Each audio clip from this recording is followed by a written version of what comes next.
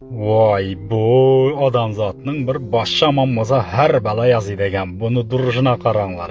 Addiz tolning üstüne chiroyli qilib nima desa bo'ladi, saroydek qilib domikcha yasab qo'ydi. Buni ichine bir girib ko'ramiz, qaranglar.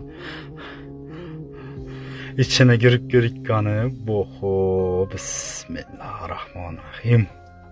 Oho, bu komforta qaranglar. Odamzat o'zini любой yerda komfort yasatishi mumkinligini yana bir marta isboti bu do'stlar. Qaranglar, gullandiruvni qaranglar. Boy boy chiroyligini qarang. Spalni ham bor ikki odamlik. Qoyilligini pastga tushamizdan pastni ko'ramiz endi.